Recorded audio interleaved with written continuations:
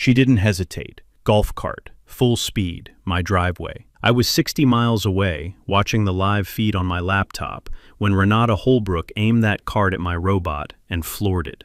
Crack. Plastic exploded across the concrete. Aria 3 spun sideways, slammed into the mailbox post, and went completely dark, dead on impact. She parked, stepped out, looked down at the wreckage. 4 seconds, maybe 5, then straightened her cardigan and sneered. How dare you put this piece of trash in front of my house? No apology, no hesitation. Just 11 years of unchecked power, wearing a floral cardigan and reading glasses pushed up on her forehead. What she didn't know, that robot was $47,000 of federally funded university research equipment. 3 HD cameras were uploading every frame of this, live, to a server 60 miles away. Renata Holbrook just picked the wrong guy to bully. What would you do? Drop your city below. Let me tell you who I am, because it matters. My name is Desmond Okafor Webb, 52 years old, retired Army logistics officer, 21 years of making sure the right equipment got to the right place at the right time. No excuses, no shortcuts. After I hung up the uniform, I took a job as facilities and robotics coordinator at Westfield Polytechnic University, a mid-sized state school in suburban Ohio. Decent salary, good people, meaningful work. I bought my house on Sycamore Glen Drive because of the driveway. I know that sounds strange, but when you've got a lower back injury from a deployment that never fully healed, the kind that makes carrying groceries from the car feel like a negotiation, you start paying attention to things like driveway slope and path clearance. My house had a wide, gently sloped driveway and a perfectly flat 30-foot concrete path running straight to the mailbox. Ideal terrain for Aria 3. Aria 3 is what the university calls an autonomous service robot, third prototype. About the size of a cooler on wheels, white ABS plastic shell, 4 omnidirectional wheels, a sensor array on top that looks like a tiny satellite dish got a little too confident. It's part of a 6-month real-world navigation study run by Westfield Poly's Department of Mechanical and Computer Engineering. But for me, practically speaking, it was the thing that picked up my mail and deliveries twice a day, without me having to negotiate with my lower back about it. I signed a research participation agreement with the university. They own Aria 3. My property is the testing environment. The robot runs at 8 in the morning and 4 in the afternoon, takes about 11 minutes per run, and has never, not once, crossed my property line by so much as an inch. That last part matters. Remember it. Sycamore Glen in late September smells like oak leaves going rust orange, and someone's dryer vent 2 houses down, with a faint diesel undertone from the school bus depot at the edge of the development. It's the kind of neighborhood that looks peaceful from the outside. Maintained lawns, matching mailboxes, American flags on exactly the right number of porches. And then there's Renata Holbrook, 4 houses down, colonial with a brass eagle over the front door. HOA board president for 11 consecutive years. 3 terms, each one won by a margin that suggested either genuine popularity or a very limited field of candidates willing to sit in the same room as her for 2 hours a month. Her voice carries. You can hear it through storm windows, that particular register of complaint that sounds like a smoke detector that learned passive aggression before it learned to detect smoke. Renata has run Sycamore Glen with a 3-ring binder and an iron certainty that the rules exist specifically for other people. She once fined a family $75 because a birthday balloon drifted into the common area. The balloon was yellow. It was somebody's kid's 7th birthday. She fined them anyway. Her friend, Bradford Colton III, board treasurer, lives on the corner, burns leaves in his backyard every October despite it being explicitly against county ordinance. Has never received a single violation notice in 11 years. Not one. I checked. I moved in on a Saturday. By Sunday evening, I had read all 94 pages of the HOA covenants, cover to cover, both appendices. Not because I was paranoid, because I'd spent 2 decades in the Army learning that the person who knows the rules best is the person who controls the room. 2 weeks after Aria 3 started its morning and afternoon runs, I came home to a certified letter on my kitchen table. Notice of violation, unauthorized commercial equipment on residential property. Fine, $200, payable within 15 days. I sat down. The garage was quiet, except for the low electric hum of Aria 3 on its charging dock. I reached for my yellow legal pad. I wasn't angry, not yet. I was interested. I want you to understand something about how I responded to that first violation notice. I didn't call Renata. I didn't knock on her door. I didn't post anything on the neighborhood Facebook group. I did what any retired Army logistics officer with a back injury, a research robot, and 94 pages of HOA covenants freshly memorized would do. I built a paper trail. I wrote a formal reply to Renata and the full HOA board. Certified mail, return receipt requested. 3 attachments.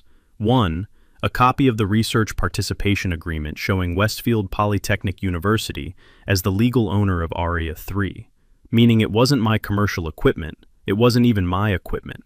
It was a university's research asset temporarily stationed on my property. 2, a printed excerpt from the Ohio Revised Code, clarifying that a non-motorized research device does not meet the statutory definition of a vehicle under state law. 3, a photograph, time-stamped, GPS tagged, showing Aria 3 at its furthest point from the garage, still a full 8 inches inside my property line. I kept the green card when it came back signed. Here's the thing most people don't know about fighting an HOA. Every single communication needs to go certified mail with return receipt. That green card, the one that comes back with a signature on it, is evidence.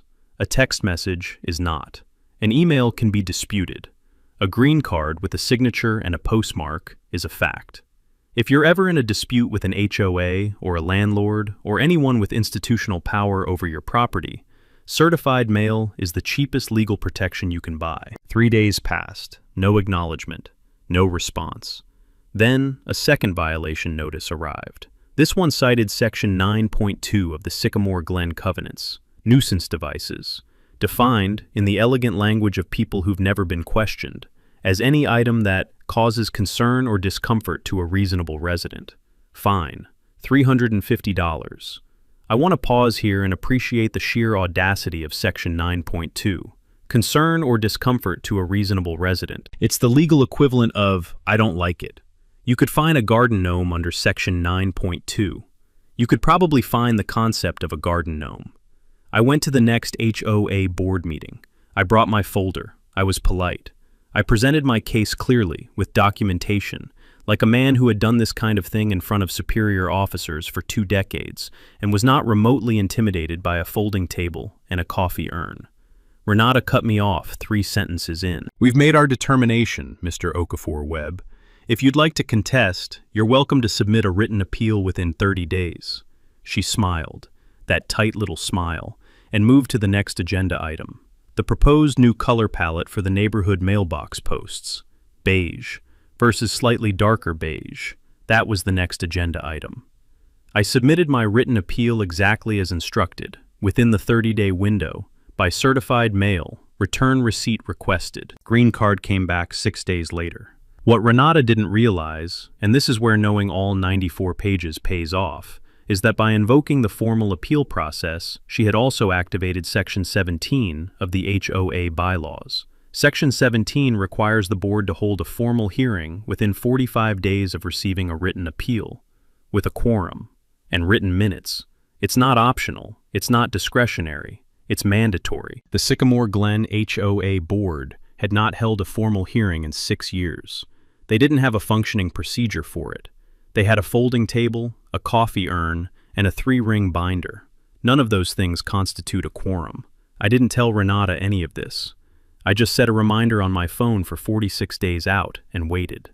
Meanwhile, the neighborhood was quietly taking sides. Not loudly, not publicly, just in the small ways that matter. Harriet Voss, a retired schoolteacher 3 doors down, had started waving at Aria 3 every morning from her porch, like it was a neighbor heading off to work. She'd named it Wally. 2 kids from the corner house had started leaving small arrangements of pebbles in a circle on the driveway, their version of a landing pad. Wally used it every day without acknowledgement, which somehow made it more charming. The neighborhood wasn't against me. They were just very accustomed to Renata. And accustomed people, in my experience, just need a reason to remember they have a choice. Aria 3 rolled out at 8 in the morning, rolled out again at 4 in the afternoon, right on schedule, every single day. 46 days after I submitted my appeal, I sent another certified mail letter to the HOA board. No anger, no accusations, just a polite, precise note citing Section 17, 4 of the Sycamore Glen bylaws, which states, in language that really doesn't leave much room for interpretation, that any appeal not heard within the required 45-day window is automatically resolved in the appellant's favor. Fines vacated. Matter closed. I attached a highlighted printout of Section 17.4, yellow highlighter, the relevant sentence, underlined once in pen. I am not a subtle man when it comes to documentation. I'd also had coffee the previous week with Simone Achterberg, a friend of mine who happened to pass the Ohio bar about 15 years ago and had been doing civil litigation ever since. I showed her the binder, all of it. She read quietly for about 20 minutes, set it down and said, "Desmond, they owe you money." Here's what most people don't know about HOA covenants. They're contracts, legally binding contracts. And contracts, as anyone who's ever been on the wrong end of one can tell you, cut both ways. The same document Renata was using to fine me was the same document that required her to follow specific procedures she was now in default of. If your HOA is coming after you, read the covenants yourself, all of them. The people enforcing them often haven't. Renata received my Section 17.4 letter on a Tuesday. On Thursday of the following week, she called an emergency board meeting. The meeting notice was sent by email, less than 48 hours in advance, which is the minimum notice period under the bylaws, used here in the way a speed limit is used by someone who wants to go as fast as legally possible. The distribution list was the standard HOA roster, with one small edit. My address wasn't on it. In that meeting, the board voted 3-1 to amend Section 9, 2 of the covenants, retroactively, broadening the definition of nuisance device to explicitly include, and I'm quoting directly here, autonomous or semi-autonomous machinery of any kind. The vote took 11 minutes. They mailed me the amended covenant 4 days later with a new fine calculation attached. Total outstanding fines, with the retroactive application, $1,100. The one dissenting vote was cast by a board member named Clifton Price. He'd been on the board for 4 years. Quiet man. Voted yes on most things, but not this time. Now, here's where Renata made a mistake that people in positions of unchecked power make all the time. She assumed that because she'd always gotten away with something, she always would. She did not stop to consider whether retroactively amending a contract to target a specific resident, without notifying that resident, without a full homeowner vote, might be a problem. It is, in fact, a significant problem. Ohio Revised Code Section 5312 is pretty clear on this. Any amendment to community covenants that affects existing property use requires approval from a minimum percentage of all homeowners, not just the board, and affected residents must receive proper written notice before the amendment takes effect. Renata had neither of those things. She had a 3-1 board vote in a meeting I wasn't told about, amending a covenant to target activity that was already underway on my property. I underlined the statute number when I found it, circled it, added a small star in the margin. I was starting to fill up the second legal pad. About a week after the amended covenant arrived, on a Saturday morning when the neighborhood smelled like cold concrete and someone 2 streets over attempting to grill in November, there was a knock at my front door. Clifton Price, hands in his coat pockets, the look of a man who'd been thinking about something for a while and had finally decided to do it. He didn't say much. He handed me a manila folder. Then he said, "I'm not comfortable with what's happening." Inside the folder, 3 months of email chains between Renata Holbrook and Bradford Colton III. Detailed, specific, operational emails, coordinating the violation strategy, referencing my name, discussing, explicitly, how to force me to remove ARIA3 before the university study concluded. Because once the study was done and I no longer had the university's backing, they calculated I'd be easier to push around. I thanked Clifton, closed the door, sat down at the kitchen table. I now had documented evidence of bad faith. Coordinated, in writing, with names on it. Everything had just changed. I built what I started calling the fortress. Not a physical fortress, though honestly, given how this was going, I wouldn't have ruled it out. The fortress was a binder, then 2 binders, then 3, color-coded tabs, chronological order, every certified mail receipt, every violation notice, every return receipt green card, every highlighted statute, every time-stamped photograph, every GPS log from ARIA 3's onboard navigation system, which, as part of the research study, recorded every inch of every run. And now, in a brand new section behind a red tab, Clifton's email chains. I called Professor Yusuf Abernathy at Westfield Poly. He's the faculty lead on the ARIA 3 project, the kind of engineer who talks about sensor calibration the way other people talk about their kids. I laid out the situation, all of it. He listened without interrupting, which is either a sign of great patience or genuine alarm. And then he said 7 words that changed the temperature of the conversation. The university has a general counsel's office. While I was building the fortress, Renata was apparently deciding that subtlety was overrated. She began photographing ARIA 3 during every run, standing in the street, camera phone up, like she was documenting a crime in progress, which, given that ARIA 3 was rolling 11 minutes twice a day on a flat concrete path and causing approximately 0 problems for anyone, gave the whole performance a certain theatrical quality. She filed a complaint with the City Code Enforcement Office, submitting her photographs as evidence that ARIA 3 was an unmanned aerial vehicle in violation of local ordinances. ARIA 3 has 4 wheels. It has never, in 3 prototypes and 2 years of testing, left the ground. It is not now, nor has it ever been, an unmanned aerial vehicle.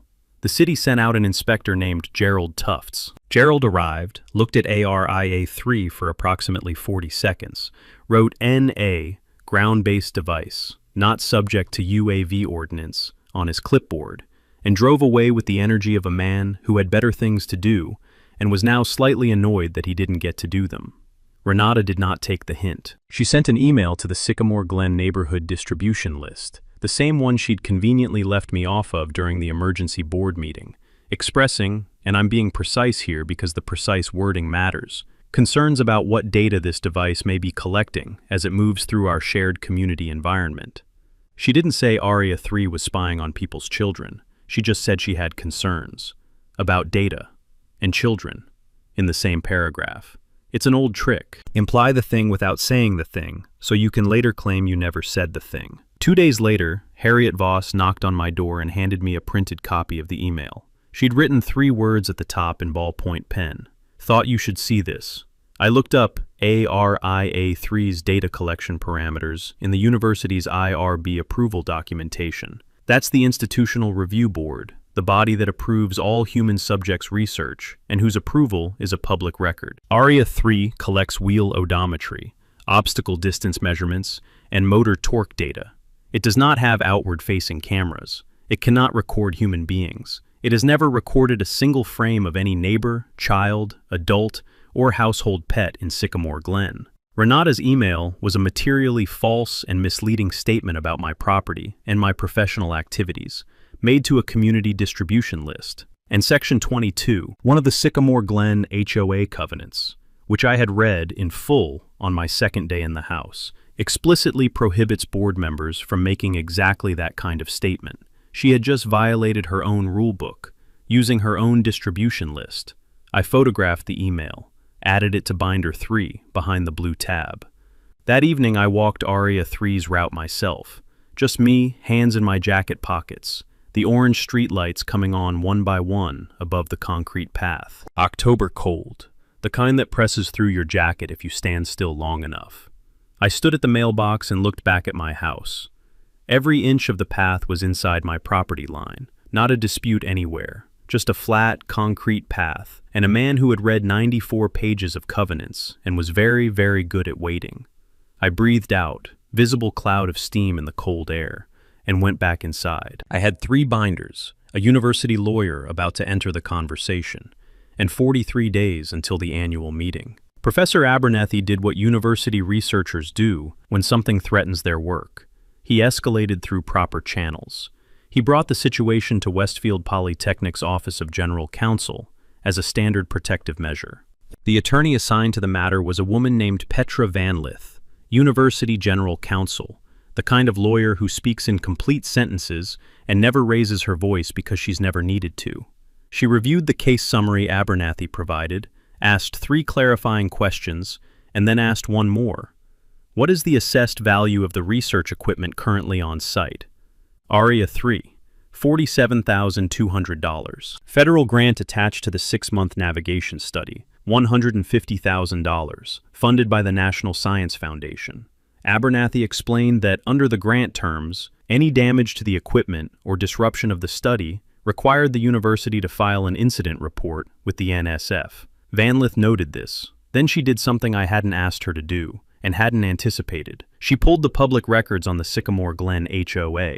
Standard due diligence. Routine. Takes about 20 minutes if you know where to look. What she found was not what anyone expected. The Sycamore Glen HOA is incorporated as a non-profit under Ohio law, which means its financial filings, IRS Form 990, filed annually, are public record, available to anyone. You don't need a lawyer to access them. You don't need a court order. You just need to know they exist and where to find them. The 990 filing showed that in 2019, the Sycamore Glen HOA had taken out a loan of $380,000 from a regional bank to fund 2 capital projects, a renovation of the community pool and the repaving of the main access roads. The projects were completed. The loan was not. The HOA had been making minimum payments ever since. That alone isn't unusual. What's unusual is what Vanlith found in Section 31 of the Sycamore Glen Covenant, the section that governs the HOA's financial obligations to its lender.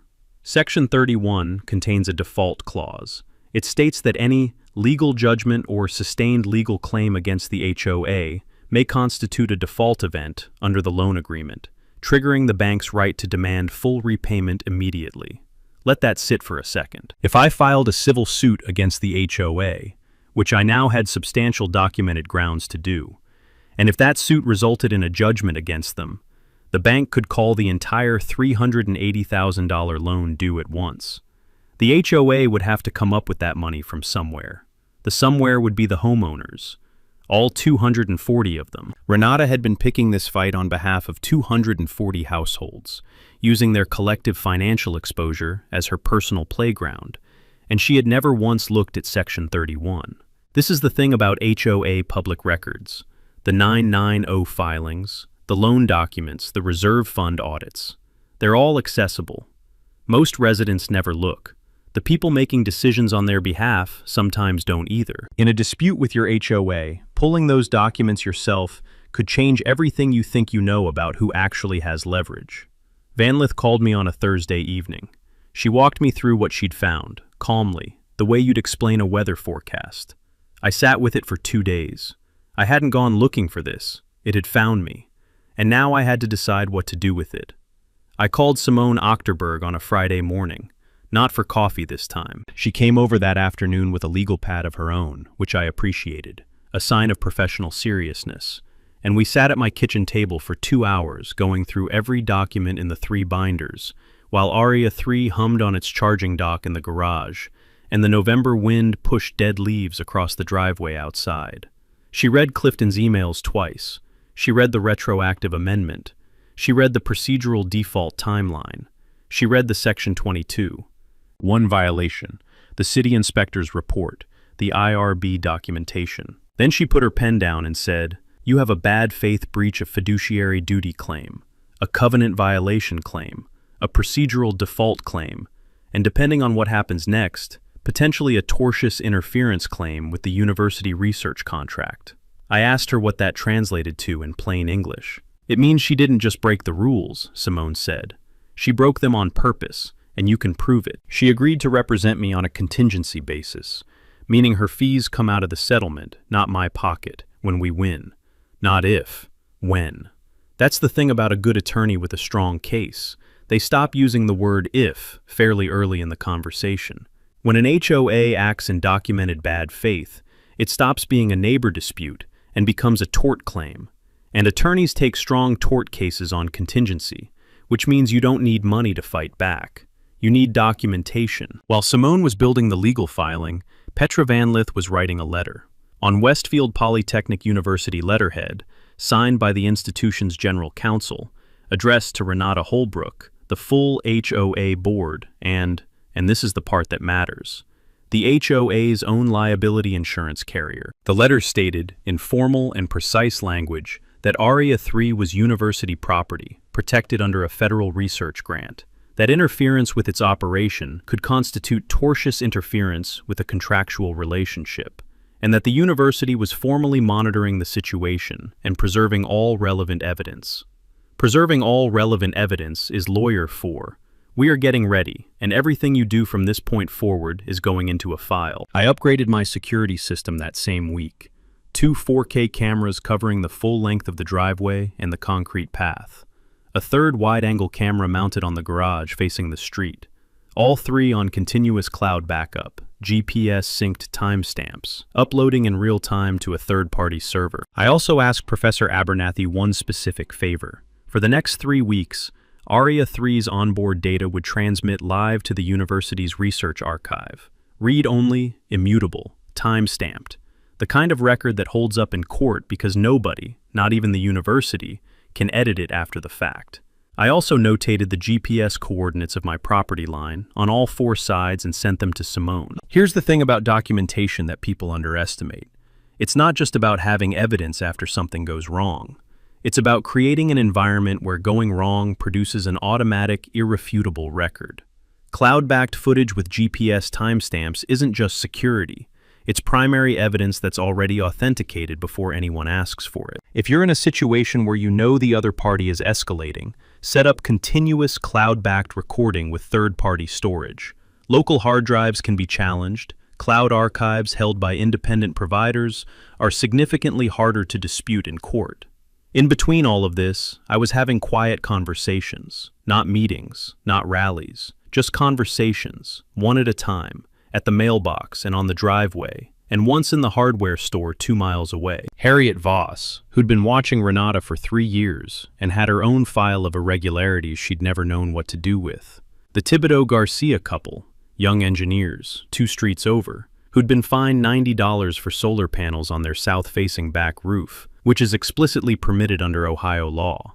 Renata had cited them under a covenant provision that didn't apply to their installation and hadn't bothered to check. And Darnell Osei, a retired firefighter who'd lived in Sycamore Glen for 9 years and had been quietly tracking something that made my 3 binders look like a grocery list. 11 documented cases of Renata applying the HOA rules inconsistently. Fines levied against residents of color at twice the rate of comparable violations by white residents. Same violations, different outcomes. 11 cases, with dates, fine amounts, and names. He'd never done anything with it. He was waiting for the right moment. The annual meeting was 19 days away. Renata could feel it. She couldn't have named exactly what she was sensing, but something in the neighborhood had shifted. Clifton Price had gone quiet in board email threads. Desmond hadn't responded to the last 2 violation notices. Neighbors who used to nod along when she raised her concerns at the mailbox now had a way of suddenly needing to check their phone or remember something they'd left on the stove. 11 years of social power is a finely tuned instrument, and hers was telling her something was wrong, so she accelerated. She went on the Sycamore Glen Neighbors Connect Facebook group, 340 members, the unofficial bulletin board of the neighborhood, and posted a lengthy message about Area 3. She referenced an autonomous vehicle accident in Arizona that had nothing to do with service robots, nothing to do with Ohio, and nothing to do with a 30-foot concrete path to a mailbox. She talked about the importance of community safety. She talked about protecting children. She talked at some length about the unregulated nature of robotic technology in residential settings. She never said Area 3 had hurt anyone. She just assembled the words robot, children, unregulated, and safety in the same paragraph, and let the reader do the work. Classic. Meanwhile, she reached out to Bradford Colton III, who knew someone at the regional HOA management company that oversaw several communities in the county. She wanted Desmond flagged in some kind of shared homeowner registry, a mechanism that, as far as anyone in actual HOA law could tell, does not exist. Bradford said he'd look into it. This is what Bradford did. He looked into things and reported back, and the reports were always slightly less useful than hoped. Then Bradford knocked on my door. It was a Tuesday evening. He was awkward about it in the way that people are awkward when they've been asked to do something they know is borderline. He stood on my porch in his barn coat and told me, in somewhat meandering terms, that the HOA would be willing to settle the outstanding violation notices for a reduced amount, and would be open to revisiting the covenant language around autonomous devices, if I would agree in writing to remove ARIA3 from the property and not pursue any legal claims against the board or its members. I let him finish, every word. Then I said, "I'd like that in writing, please." He said he hadn't brought anything in writing. "Then send me an email tonight summarizing what you just offered. I want to make sure I understand the terms correctly." He never sent the email. I didn't expect him to. What Bradford didn't know, what neither of them knew, was that the moment he started talking about settlements, I had pressed record on my phone. Ohio is a one-party consent state. That means you can legally record a conversation you're part of without notifying the other person. I was part of that conversation. Every word Bradford said on my porch that evening went into an audio file that was backed up to cloud storage before he made it back to his car. In one-party consent states, and most of the U.S. is one-party consent, you can legally record any conversation you're participating in. Know your state's laws before a confrontation happens, not after. Simone Achterberg called me the following Friday evening. She'd been scrolling through the neighborhood Facebook group and had found Renata's post. She sent me a screenshot with 3 words in the message: defamation, in writing.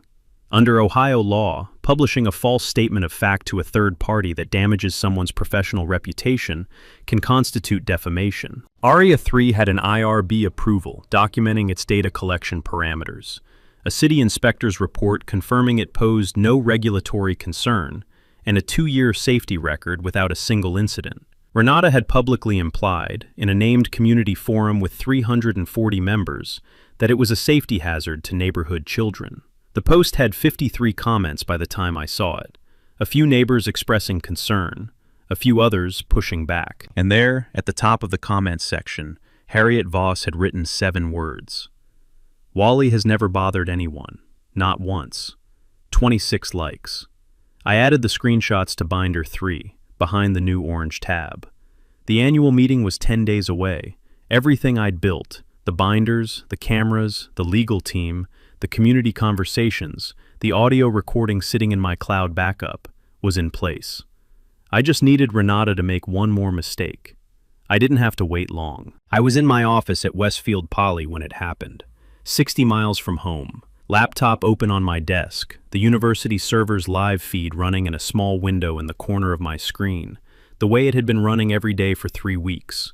A quiet, continuous stream of data from 3 cameras and ARIA 3's onboard system, uploading in real time to a read-only archive that nobody could touch after the fact.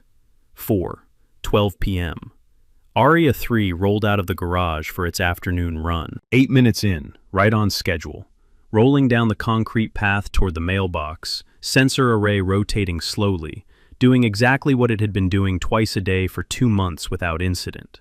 And then I watched Renata Holbrook drive her golf cart off the street, over the curb, onto my private driveway, and straight into my robot at full speed. Crack. I heard it through the laptop speakers. Across 60 miles of fiber and cloud infrastructure, I heard the fiberglass crack. I watched a RIA 3 cartwheel into the mailbox post.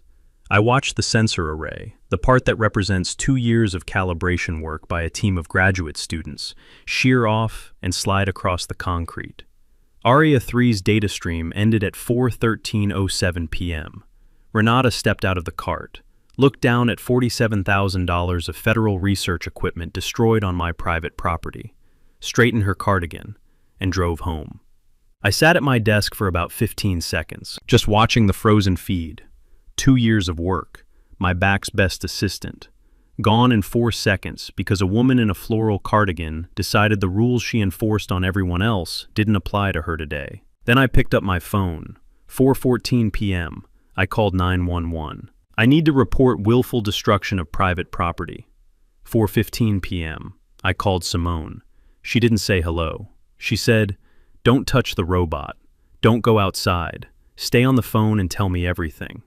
4:17 p.m. Simone called Petra Van Lith. 4:19 p.m. Petra Van Lith activated Westfield Polytechnic University's legal protocol for damaged federal grant equipment and notified the National Science Foundation incident line. 5 minutes. That's how long it took for this to go from a neighborhood dispute to a federal research incident with the university's full legal apparatus engaged and a mandatory NSF report in motion. 2 officers arrived at my house at 4:24 p.m. I was on the highway by then, but Simone met them at the property. She showed them the camera footage on my laptop, which she'd remoted into. They watched it once, then they watched it again. Then one of them drove 4 houses down and knocked on Renata's door. She answered in the same cardigan. She told them Aria 3 had been in the roadway. It was on my private driveway, a fact visible from 3 camera angles. She said she'd been startled. She had steered deliberately off the road and accelerated, also visible from 3 camera angles. The officers were professional and patient, and clearly not having their best Tuesday. Renata Holbrook was issued a citation for criminal damaging under Ohio Revised Code Section 2909.06, second-degree misdemeanor. Court date attached. The officers photographed the destroyed robot. The photograph went into a police report. The police report became a public record. Everything she'd done, from the golf cart to the cardigan to the sneer, was now officially documented by the state of Ohio, not just by my cameras. I got home at 6:30 p.m. Aria 3's pieces were still on the driveway. I stood there in the cold for a while, looking at them. The sensor array, the cracked chassis, the wheel assembly, weirdly intact, like it hadn't gotten the message yet. That evening, I drafted an email to every homeowner in the Sycamore Glen HOA, all 240 addresses from the official roster Clifton had provided. No dramatics, no accusations, just facts, clearly stated, the police report case number, a summary of the HOA's procedural violations, and the loan default exposure Van Lith had identified. Darnell Osei's enforcement data, attached as a PDF with his permission, and an invitation to attend the annual meeting, which was now 5 days away. I closed with one sentence. I think it is important that homeowners understand the full situation before electing board members who will manage this community's finances and legal standing. By morning, the Sycamore Glen Neighbors Connect Facebook group had 61 new comments. The tenor had changed entirely. The annual meeting was 5 days away. The Sycamore Glen Community Clubhouse smells like industrial carpet cleaner and old coffee, and the particular sadness of fluorescent lighting at 7 in the evening, folding chairs arranged in rows, a projector screen no one had turned on in 3 years, a folding table at the front with a coffee urn that had been brewing since 5 and was well past the point of redemption. 94 homeowners showed up. For context, last year's annual meeting had 22. The year before, 17. This was not a neighborhood famous for its civic engagement, but 61 Facebook comments and an email about loan default clauses will do things to turn out that no amount of free coffee ever could. I was in the 3rd row. Simone Ochterberg was in the 4th. Petra Van Lith, who had driven 2 hours from Westfield Poly that evening, which tells you something about how seriously the university was taking this, was in the 5th. Darnell Osei sat in the 2nd row, with his folder open on his lap, relaxed, the way a man is relaxed when he's been waiting 9 years for the right moment, and can feel it finally arriving. Harriet Voss was 3 seats to my left. The Thibodeau Garcias were in the back. Renata Holbrook was at the board table. Blazer over the cardigan tonight, prepared agenda in front of her, printed and tabbed. Bradford Colton III was beside her, looking like a man who had recently developed an interest in studying the grain of the folding table. Clifton Price sat at the far end, hands folded, expression unreadable. Renata called the meeting to order at 7:03 p.m. She moved to approve the previous meeting's minutes like nothing had happened, like the email hadn't gone out, like the Facebook group hadn't been on fire for 5 days, like there wasn't a police report with her name on it, filed with the county court. She moved through the approval with the practiced confidence of someone who had run this meeting for 11 years without once being interrupted by reality.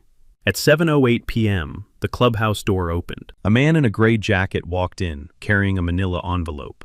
Calm, professional. He looked around the room, found his target, and walked to the board table. Renata Holbrook? She looked up. He placed the envelope on the table in front of her. She opened it. Inside, a civil lawsuit filed by Westfield Polytechnic University against Renata Holbrook personally and against the Sycamore Glen Homeowners Association for destruction of university research property, $47,200, tortious interference with a federally funded research contract valued at $150,000, and defamation of a university research program. Also inside, a separate filing by Desmond Okafor Webb through counsel Simone Ochterberg for bad faith covenant enforcement, unlawful retroactive amendment in violation of Ohio Revised Code Section 5312, procedural default under Section 17.4, and intentional infliction of emotional distress. The room was very quiet. The coffee urn hissed once and went silent. Petra Van Lith stood up. Not dramatically, just to be heard. She addressed the room in plain language, the way a doctor explains a diagnosis to a family that didn't know there was anything wrong.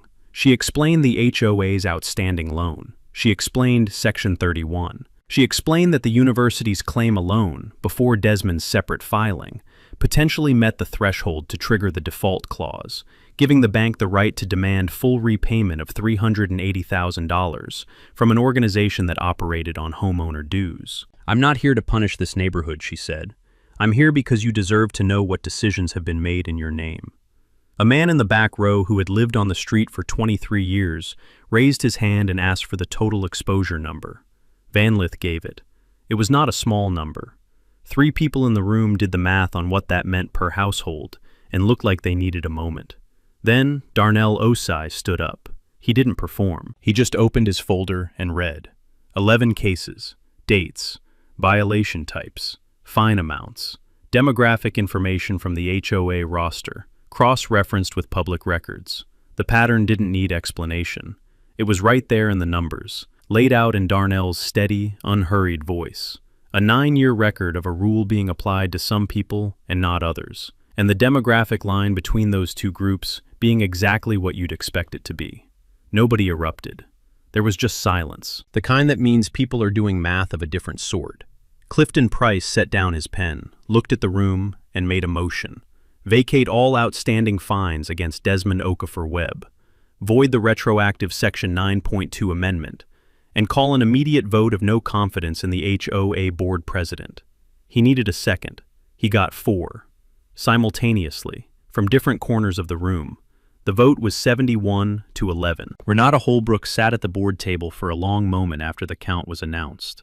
Then she gathered her prepared agenda, the one about the mailbox color palette, tucked it under her arm, and walked out. The door swung shut behind her. Outside, cold November air, wood smoke from somewhere 2 streets over. The same neighborhood it had always been, just with 11 years of accumulated weight, finally, visibly, lifted off it. The legal aftermath was swift and, honestly, satisfying in the clean way that things are satisfying when they go exactly the way the paperwork said they would. Renata's criminal damaging citation resulted in a plea to a lesser charge, a fine of $2,500 and 40 hours of community service. Her personal attorney fees for the civil matter, according to neighbors with access to court filings, exceeded $18,000. The university's civil suit was settled before trial. The HOA's liability insurance covered ARIA 3's replacement value and a portion of the research disruption costs. Renata resigned from the HOA board within 10 days of the annual meeting, not gracefully, but completely. My fines were vacated in full. The retroactive Section 9.2. So that's where it ended. Renata walked out that clubhouse carrying an agenda about those bacalas. Behind her, a processoral paperwork, a 71 to 11 vote, and 11 years of unchecked power, gone in one evening. Here's what stayed with me about Desmond's story. He didn't win because he got lucky. He won because he was prepared before he needed to be. He read 94 pages nobody read. He sent certified mails when everyone else sent texts. He built the record quietly, patiently, without once raising his voice. And when Renata finally made her move, every single piece was already in place. That's not a legal trick. That's a decision to take your situation seriously before it becomes a crisis. People like Renata exist everywhere. A little authority, zero accountability, and the slow belief that the rules are for the other people. What they never count on is someone who done the homework. Desmond did the homework. Now I want to hear from you. Have you ever dealt with someone like this? A fight that made no sense. A rule that's only applied to you. A board that's confused having power with being right. Drop it in the comments. Every story matters. If this one hit close to home, share it with someone who needs to hear it. And subscribe to HOA stories because the next one involves a retired judge, a fence, and an HOA board that had absolutely no idea who they were dealing with. Same energy, different outcome. See you there.